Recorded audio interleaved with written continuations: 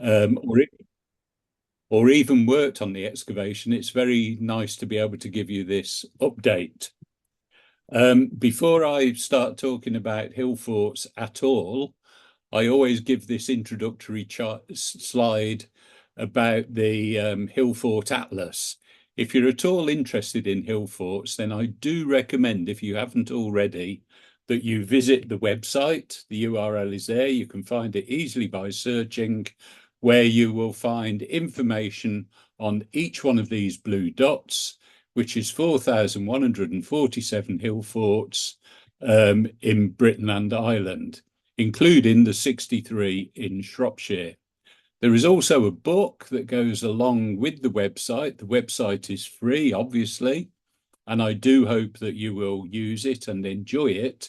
You probably won't rush out to buy the book because it costs more than £100.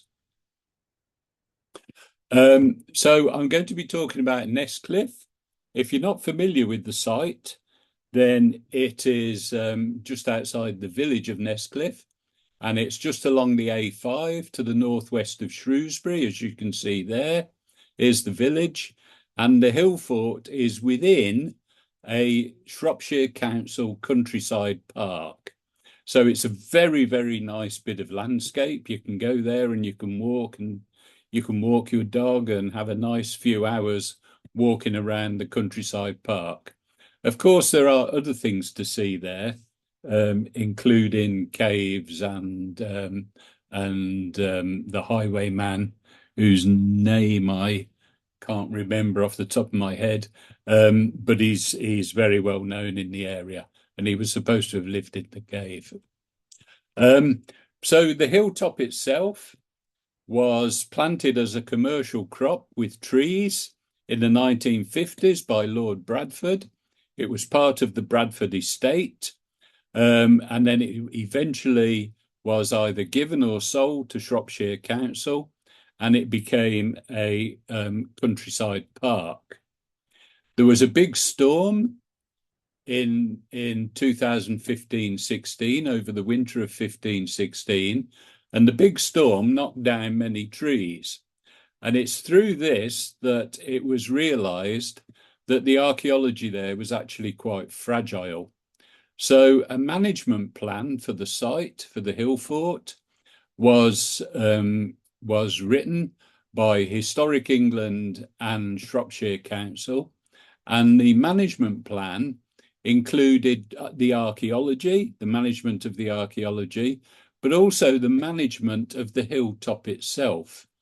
And the aim was to restore this hilltop to heathland.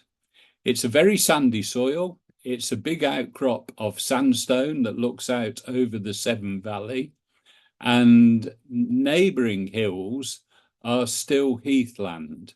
This one, because of all the trees that were planted on it, isn't. So the intention was very much to restore it back to heathland by cutting down all of the scrub and the trees and planting heather. Personally, I think they've got a real challenge to try and do that because the scrub just grows back so quickly. So the first thing that was done as part of the archaeological management plan was a very detailed earthwork survey, and this was commissioned from Historic England. And here you can see Mark Bowden and his colleague doing the earthwork survey, standing on top of one of the ramparts. And this is the plan that they produced. It's a very, very detailed plan. If you're not familiar with Hasher plans, and I'm sure that many of you are, then these black lines represent the slopes of the ramparts. So you can see immediately that Nesscliffe is, in fact, a promontory fort. And it's called a promontory fort because the circuit of ramparts doesn't make a complete circuit. It just cuts off the promontory of this hilltop. Now, there are very steep cliffs all the way around the north there and around the west there, and going down on the east as well.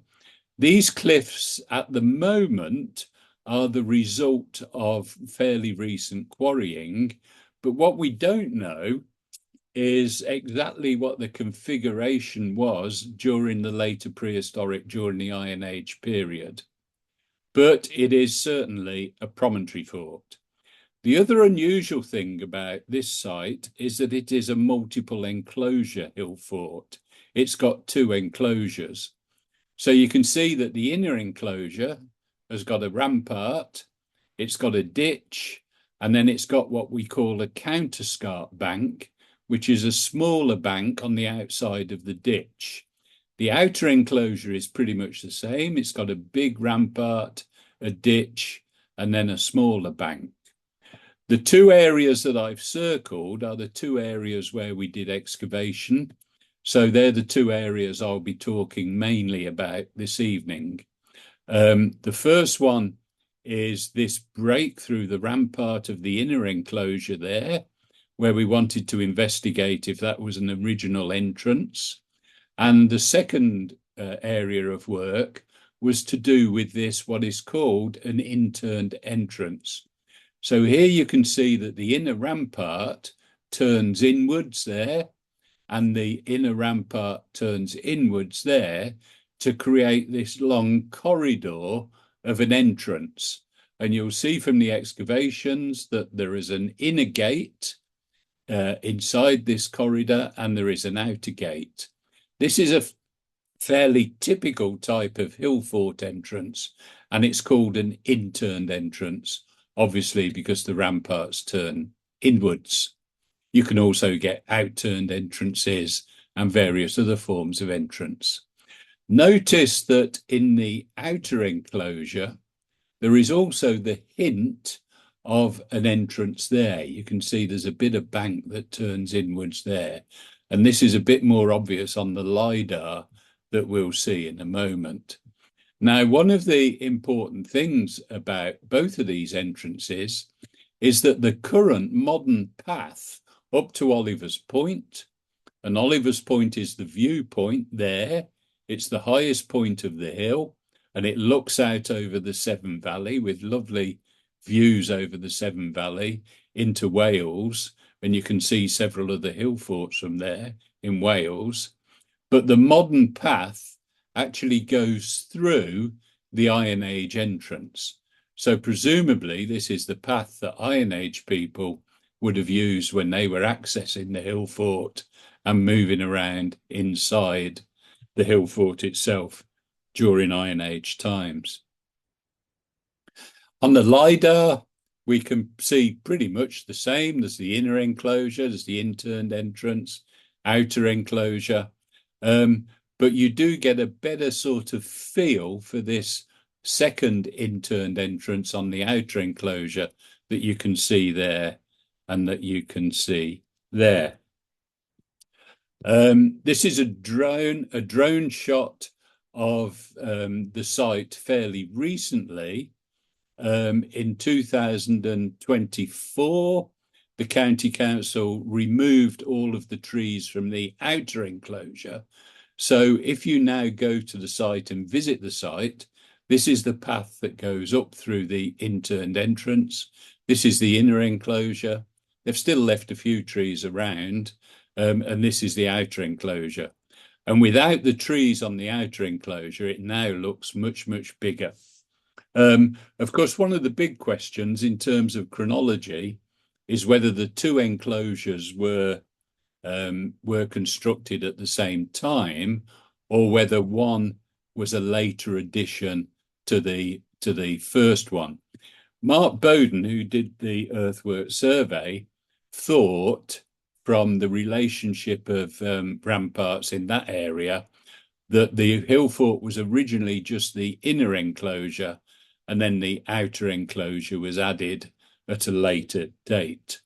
But we actually didn't do any work on the outer enclosure, so I know nothing at all about the dating of that. We did geophysics over the interior. As you can see here, or at least an organisation called Archaeological Survey West did geophysics over the interior. Um, this is their interpretive plan, the interpretation plot. So you can see the ramparts in grey. You can see the interned enclosure. You can see there are lots of so-called anomalies, but nothing that is really terribly convincing in terms of archaeological features. You can see there's quite big areas where there's nothing at all. The one feature we were interested in is this one, H, that you can see there, this purple circle, which we thought, that looks like a roundhouse, so we'll explore that. So the two areas of excavation that we did included that in one of them, and then we also excavated around the interned entrance. But first of all, we wanted to know whether this break through the rampart here was in fact an original entrance or a later break.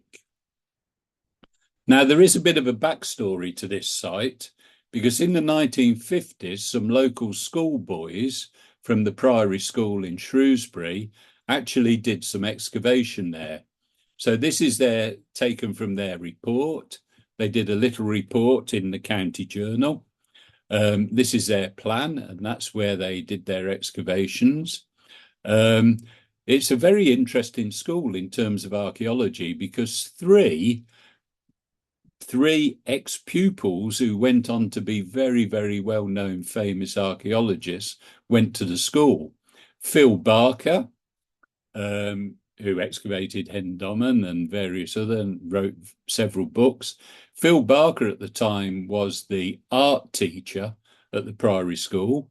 Peter Reynolds, who went on to start the Butser Iron Age farm, and Trevor Rowley, who's a good friend of mine, he lives in Oxford, is very much into the Normans and has written several books on the Normans. They all went to this school. Anyway, the schoolboys excavated between 53 and 55. They dug a hole in the interned entrance, but that was unfinished. They identified what they called an occupation layer, which included pottery and various other things. And they also identified what they called the inner face of the rampart, consisting of sandstone blocks. This is a page from their excavation report. And don't forget that these lads were only sort of 16, 17 years old when they did this. They were studying classics at school. They didn't actually do archaeology. But Phil Barker sent them off to the excavations at Wroxeter, which is not far away, as you know, and they were trained at Wroxeter to do excavation. Then they came back and dug holes in Nesscliffe. So they found lots of Roman pottery. They didn't find any Iron Age pottery, which spanned 2nd to 4th centuries AD. They found quite a few Roman coins, which were then lost, so we haven't seen those. And they found flints and a piece of bronze. And we managed to get in touch with the two lads that ran this excavation, Gareth Jones and Rodney Hume, who are now in their 80s. We got in touch with them, and this is them. They came to visit us on the excavation, and they were absolutely knocked out by what we were doing, continuing their work. This is their trench that they didn't backfill over one of the interns of the interned entrance.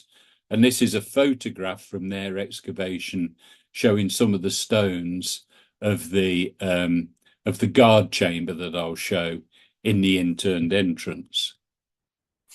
So let's first of all have a look at this area and see if we think it is an original entrance or not.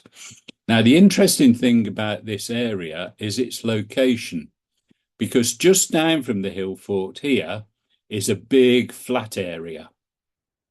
And obviously here we've got the viewing point of Oliver's Point.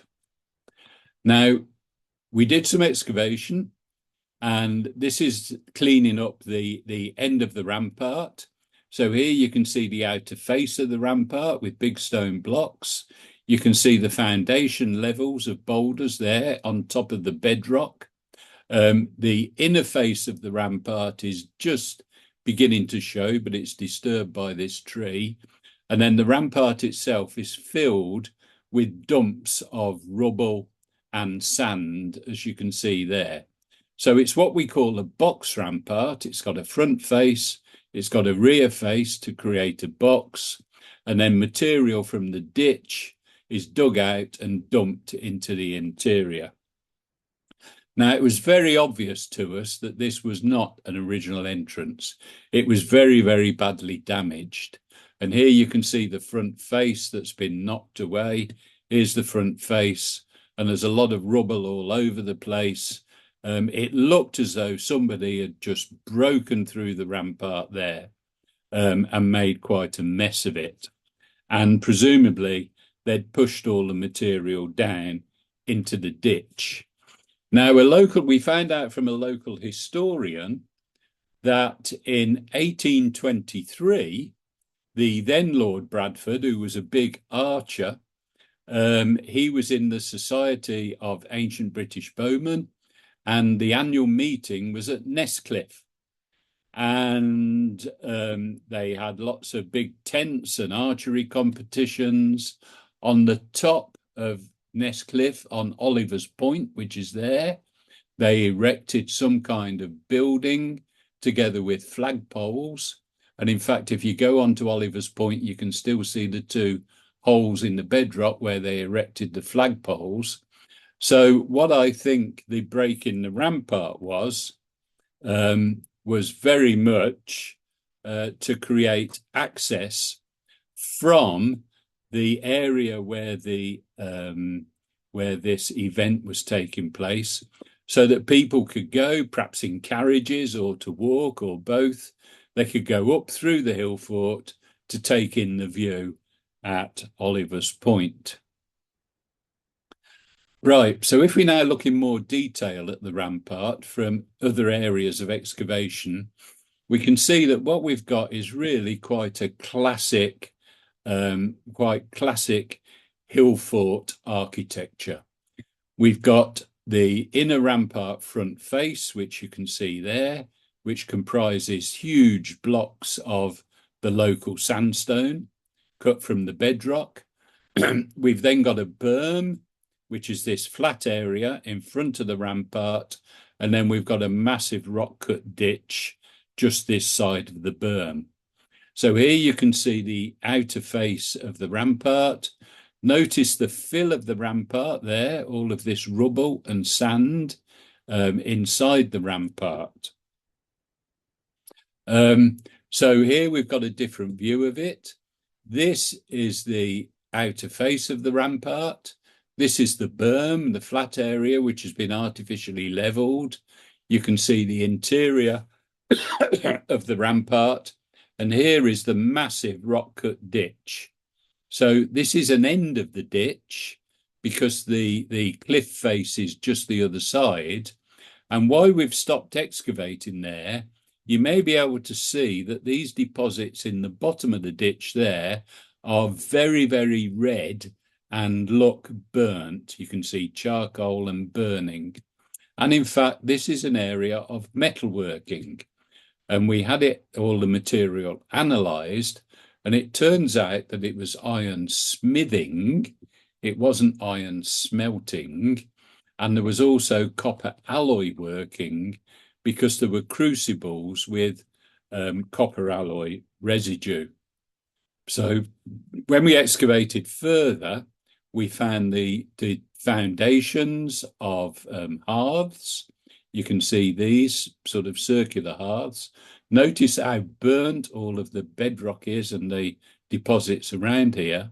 So there's at least 2 hearths there, and there were probably more. This is the sort of material that we found lots and lots of. Lots of smithing slag. Here you can see the slag, lots of it. Charcoal and seeds, which we had radiocarbon dated, and they span the 4th to 2nd centuries, calibrated BC. The ceramics were furnace wall, hearth wall that you can see there. at least 10 different crucibles. And here you can see the little bits of crucibles, many of which, if not all of which, had copper alloy residue on them. And also the end of a ceramic bellow nozzle, a tuyere. So that's if they made bellows from leather or something, that would be the end of the actual bellows. We also recovered various environmental things from there: cereal grains, wheat and barley, straw, chaff and weeds. And the specialists suggested that this was crop processing waste, and it was used as tinder to start the fires in the furnaces. And in terms of trees, there was evidence for gorse, oak, hazel, willow, which was coppiced, apple, lime and ash. And the specialists suggested that these could well be fuel for the furnaces. One other interesting thing about the rock cut ditch, and this is the other end of that bit of ditch, where it goes up into the entrance, so the interned entrance is there, this is the end of the ditch, is that it was the face of the ditch was covered in tool marks. So you may just be able to pick out here lots of little vertical lines, and these are made from a small adze, a small iron adze.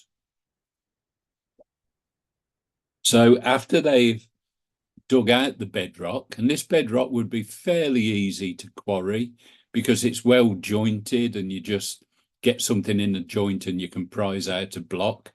They then went all around the faces of the ditch, shaping it with an adze, or probably several of them doing it, to get the shape that they wanted. And you can see how beautiful the corners are of this ditch. I mean, this really is Iron Age aesthetics in action.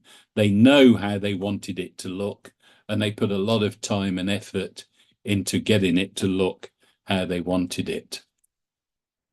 So the interned entrance itself, you can see from this drone shot, the rampart comes along there and it turns inwards. This is the end of the intern there. And there's these things called guard chambers or entrance recesses, as we call them these days. So that's one intern. This is the entrance passage. And this is the southern intern here with a guard chamber. And the corner between the intern and the rampart is filled in, and there's a stone surface on the top of that corner. So what we established through excavation there was that in the first phase, the interns were short. So they were just sort of like that. You can see my cursor. They were just short interns. And presumably there was just a single gate. We found the gate post holes across the entrance corridor. The second phase, the interns were made longer to their present length, and these long interns included the guard chambers that you can see there. The entrance passage was cobbled with stones all the way along it. Now, the filling in of this corner and the platform on the top of the corner, and interestingly, that platform contained post holes, a row of post holes, which suggested some kind of palisade or fence along the top of the rampart. Whether that was part of the phase 2 lengthening of the interns, or whether that was a separate phase 3, we don't know. I think it was probably part of the phase 2 lengthening of the interns. So just a bit of detail, this is the northern guard chamber, which these days we call entrance recesses, simply because guard chamber is such a loaded term. It suggests, people standing on guard in them, and there's no evidence for that whatsoever. So entrance recesses, here you can see how beautifully it's constructed from dry stone walling.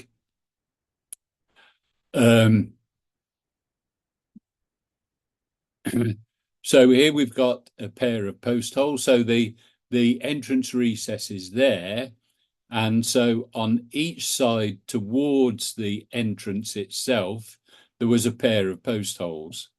So the two outer post holes, one there and one the other side of the passage, are the inner gate post holes.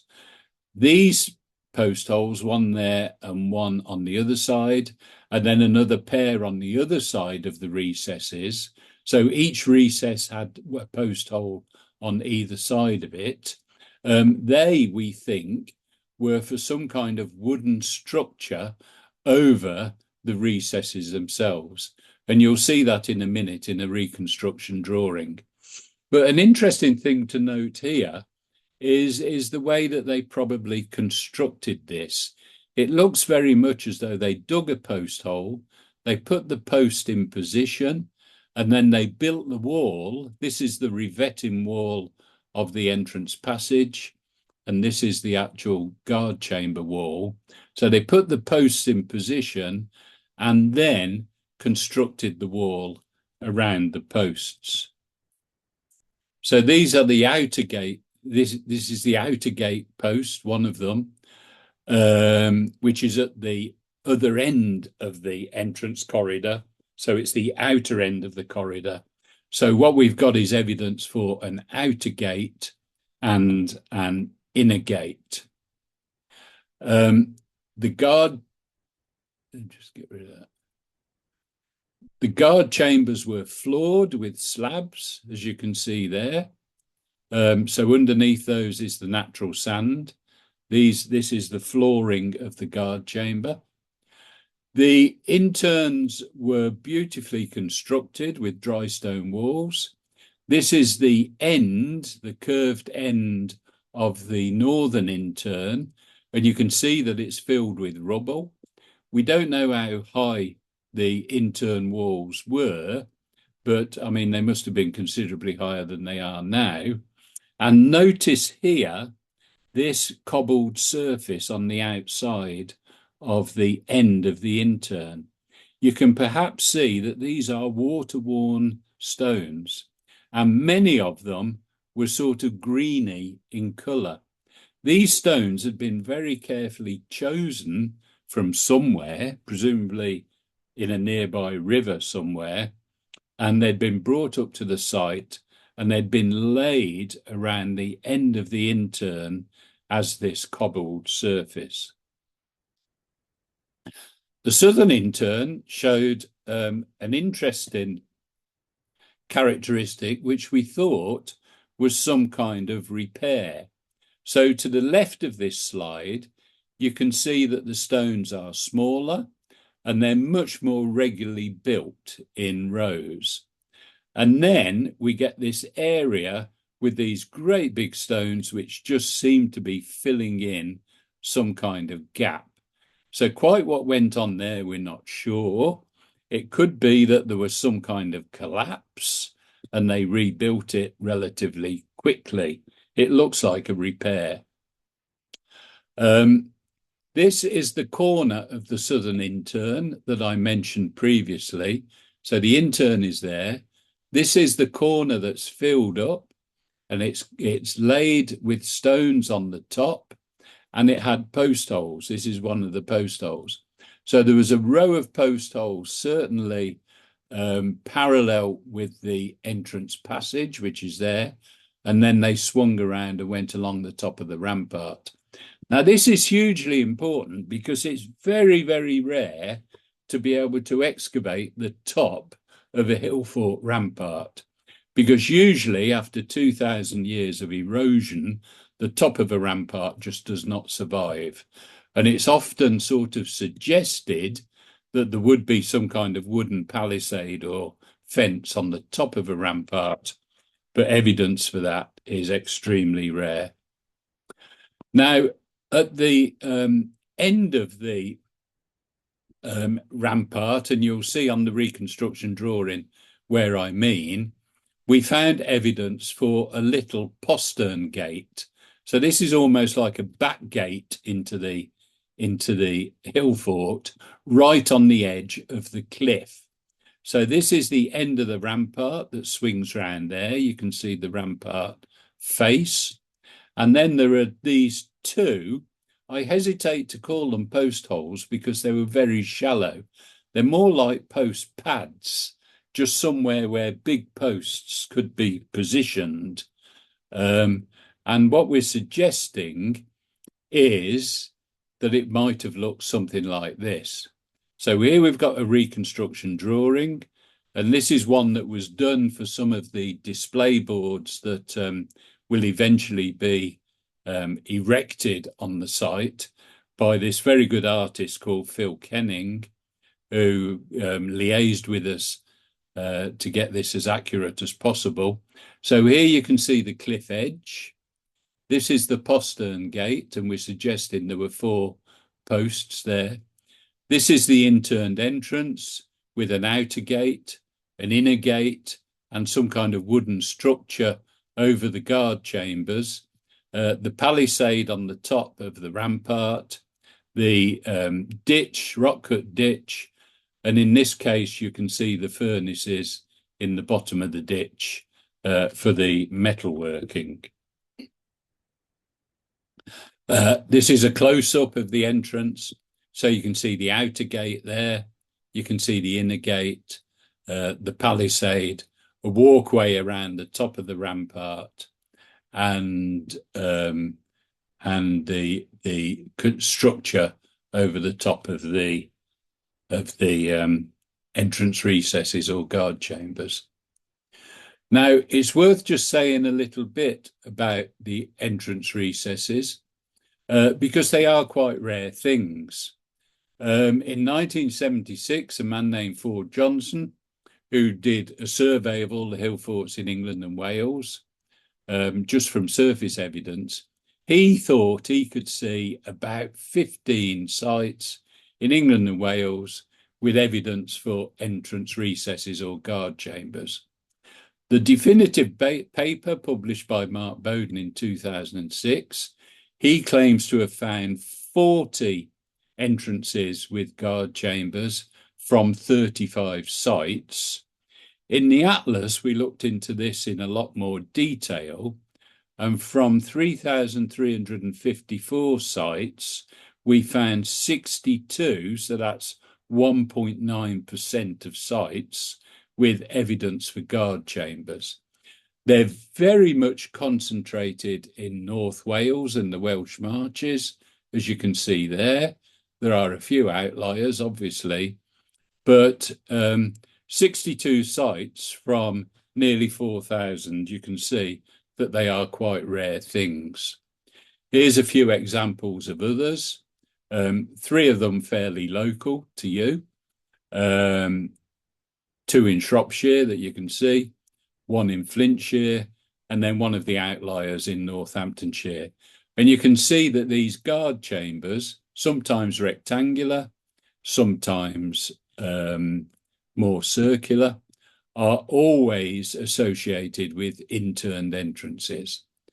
And in fact, there's one very close to Nesscliffe, which is not on this diagram, and that's a site called the Roveries that was published a few years ago, and there are rectangular guard chambers.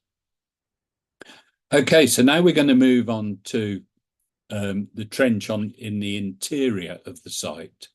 It's just inside the rampart, and here you can see, you may not be able to make sense of it, but take my word for it, this is the actual rampart itself being excavated, and then we opened up this big area inside the rampart, and you can see various post holes and other things.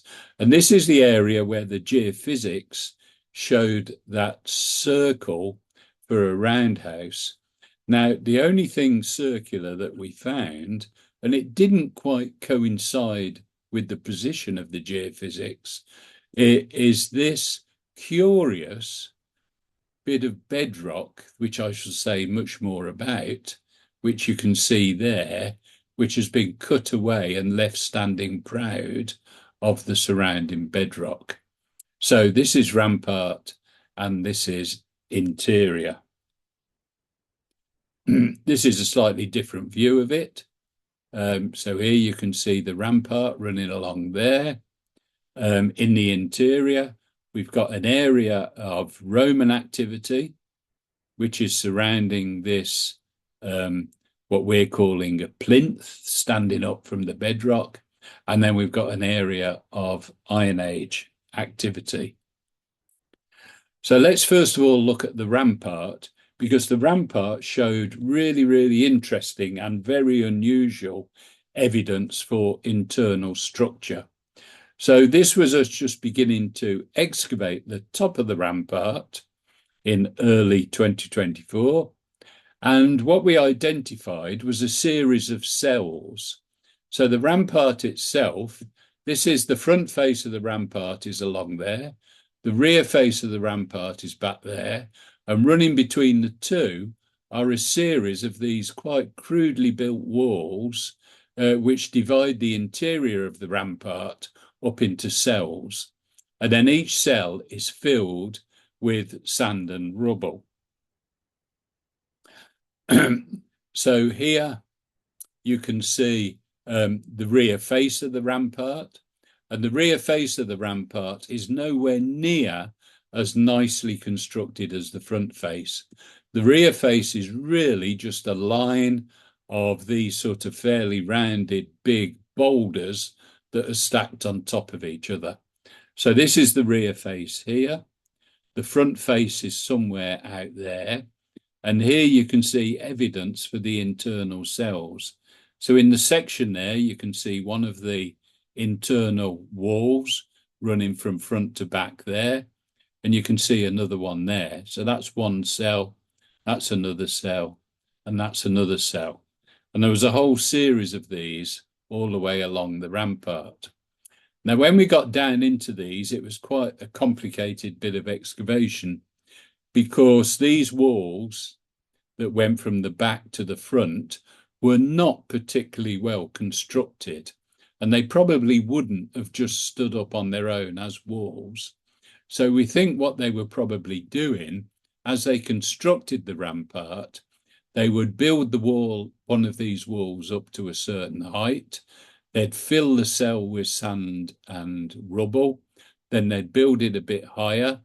Then they'd build the next one up to a certain height, fill some of that with sand and rubble, and then the next one. And they'd gradually work their way along, making these walls higher and filling them with sand and rubble, the different cells.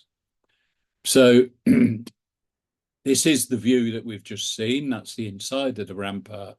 This is the outer face of the rampart at this point, which gives a width of the rampart from here to the rear face of about 7 meters. So this is a massive structure. This rampart nearly 7 meters wide, filled with sand and with rubble. And here we can see another reconstruction drawing by Phil Kenning. Ignore the roundhouse because I don't think that was there. But you can see the idea that they're constructing these cells and they're building up the rear face. They're building up these little internal walls, and they're building up the outer face at the same time. So let's now move on to the interior. And here we've got this really, really curious, upstanding, circular lump of bedrock, sandstone bedrock. It looks as though the bedrock around it has been lowered. And in fact, it looked as though much of the stone for the rear face of the rampart was hacked off the bedrock to create the rear face. Now, what we think this is some form of Romano-British shrine. And why we say that is, first of all, because this is very definitely artificially shaped. It's got a spiral path that goes to the top of it. There's a laid path that goes towards it. There are big post holes around it. So there was probably some kind of wooden structure either around it or that covered it. But what's convincing is that lots and lots of artifacts, Roman artifacts, were found all the way around this circular thing. And these appear to be votive offerings. So there's lots of coins. There were very, very nice brooches. And in fact, one of the brooches was an Iron Age brooch, but it's from a Roman context. So it looks as though it had been curated before it was deposited. There was lots of pottery. There were lots of hobnails. Now, obviously, these were probably shoes or boots or sandals that were deposited, but only the hobnails are left. There was an intaglio, which is the carved stone showing, and this one showed victory from a ring. And there were lots of nails. So lots and lots of evidence around this for, in the Roman period, people depositing things there. This is a view from above. So here you can see the shaped, and you can see the path going up to it. You see some of the post holes around it. This is the laid path.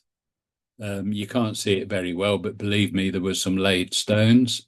And the laid path went through these two little upright monolith stones, which must have had some kind of significance before you got to this, what we're calling a shrine. And there's part of the laid path going up towards it. Now, what may also be significant in terms of this being a shrine is the so-called Shrewsbury Hoard. And if you've been to Shrewsbury Museum, you've probably seen this because it's in the museum. Nearly 1,000 Roman coins in a pot, discovered by a naughty metal detectorist who shouldn't have been doing what he did. It's thought to have been buried about 335 AD, but this was found not far away, just on the other side of the rampart from where this shrine was. So could this have actually been a votive offering? There's an area of Iron Age activity. This is it. Lots of post holes. There's a 4-post structure. Here you can see the 4 post holes. And 4-post structures are a very, very common type of Iron Age structure. Probably some kind of raised building, often interpreted as granaries, but they could have been used for all sorts of different things. Some very nice post holes, lots of Iron Age post holes that you can see there cut into the bedrock. So some of the highlights of the Nesscliffe excavations, and I must emphasize that we're still writing this up. It's not yet been fully published. There was an interim article in the latest magazine, British Archaeology magazine, which you may have seen. But some of the highlights. We've got 2 well-preserved guard chambers, entrance recesses. In fact, I would argue that the northern one is probably the best preserved guard chamber anywhere in the British Isles. We've got 2 dated phases of the interned entrance, and I'll talk about dating in a minute. We've got internal structure of the rampart, which again is very, very unusual. We've got post holes along the top of the rampart, suggesting a palisade. Again, that's very unusual. We've got iron and copper alloy working, which we've dated in the bottom of the ditch. Again, that's very unusual. Tool marks are fairly unusual, but the number we've got is exceptional. We've got internal Iron Age activity, the 4-poster and various other things, which you don't always get in hill forts. And we've got Romano-British reuse, possibly a shrine. If I now turn to dating, we've got a series of radiocarbon dates, not just the ones from the metalworking. And what we conclude from the radiocarbon dates is that the ramparts were constructed between 790 and 540 BC. And that phase was with the short interns and a single gate. Between 520 and 380, the gate was remodelled to provide long interns with recesses and two gates, the outer and the inner gate, and possibly also the palisade on top of the rampart. 410 to 200 was the metalworking in the ditch. According to the pottery and the other artifacts, we've got early Roman military use of the site. That's indicated by black burnish ware, which was usually a military type of ceramic. And then we've got later Roman domestic type pottery. And either of those could have been associated with the shrine and therefore some kind of religious ritual use. Now, all of that I've been saying really doesn't answer the big question of why did these people build hill forts? They must have put so much time and so much effort into building these massive sites. Why would they do it? Can we try and answer that question? Well, hill forts are certainly the biggest indicator of Iron Age activity. But from the spending 4 years looking at hill forts to construct the Hill Fort Atlas, we came to the conclusion that they're not always on hills.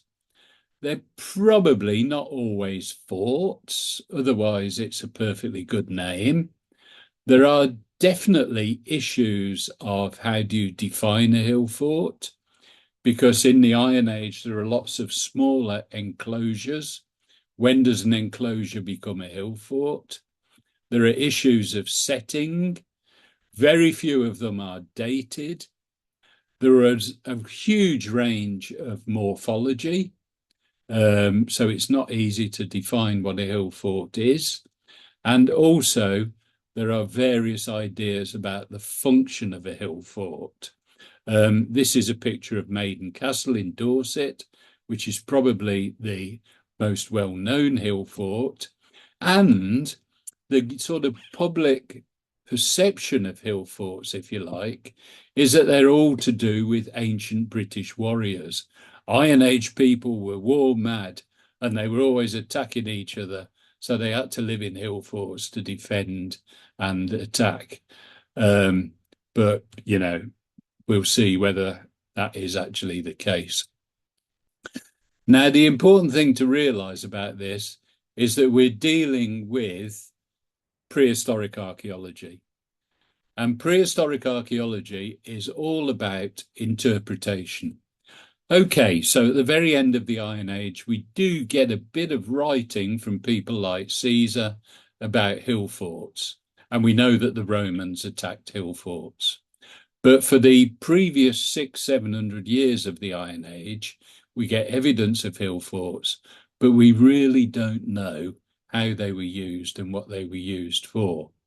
So because we're dealing with interpretation, interpretation is often contentious. And here I've got a sort of list of the changing interpretations of what hill forts were used for. So before the late 19th century, antiquarians thought they were Roman camps because they just didn't believe that ancient Brits could build such big things as hill forts. In the early 20th century, we get the beginnings of the name hill fort.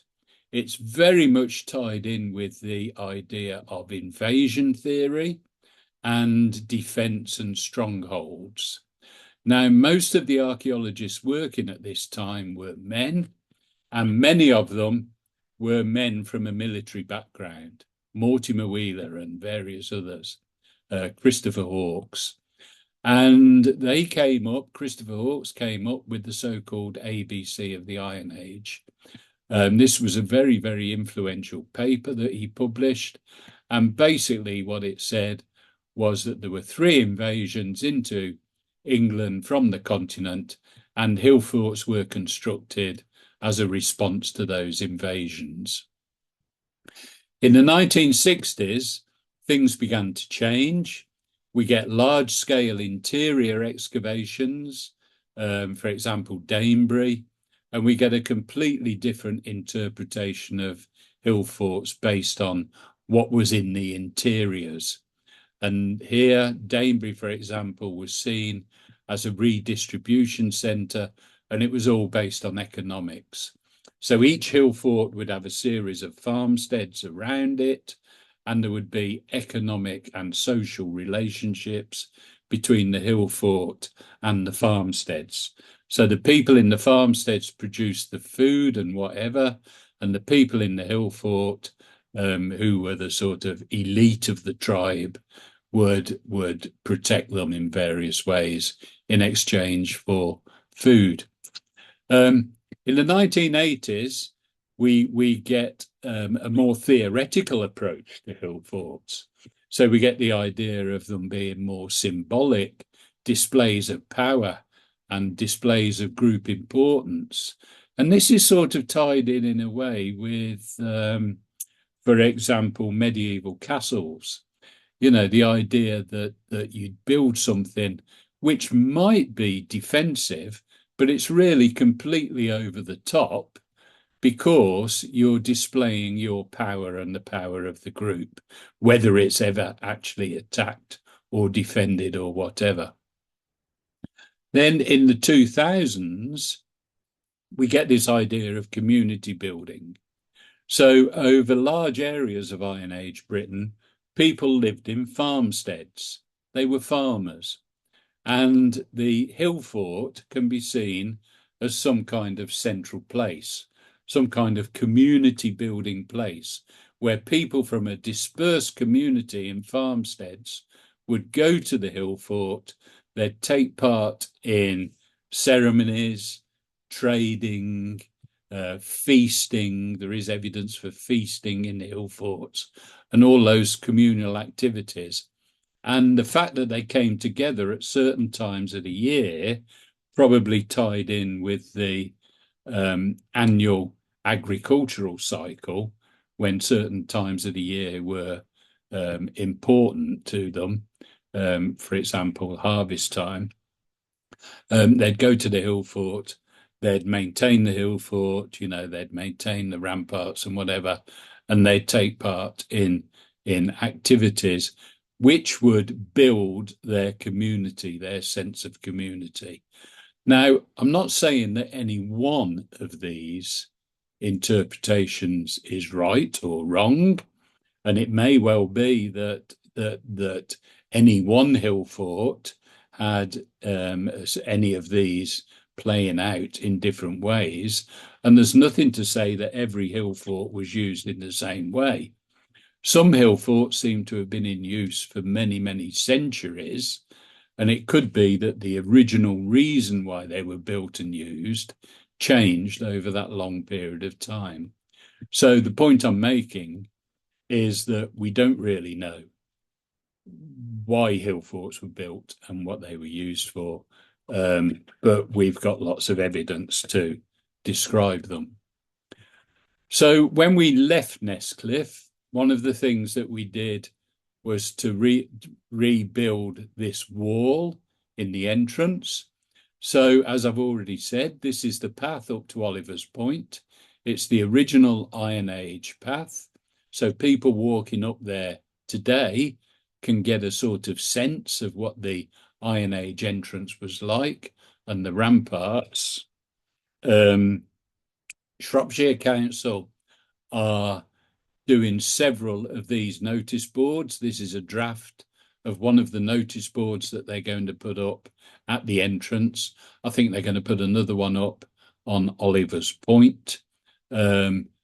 because this is a very, very well used countryside park. Post-excavation work is still ongoing. We're going to put the final report in the county journal. And if you're interested in this, Shropshire Council use this new whiz-bang technology, ground-based scanning technology, and they've produced walkthroughs of the excavations. This is the URL for it, which is a bit long-winded. But if you go to Shropshire Council and you search for Nesscliffe, you will probably find these, and you can navigate yourself through the excavations. And it's a really whizzo and interesting way of seeing what it was that we did. So finally, I'd like to thank various people who allowed us to do this, from Shropshire Council and Historic England, the whole range of funders that we had, and of course all of the excavation team and the many, many volunteers that worked on Nesscliffe. Okay, that's it. Thank you very much.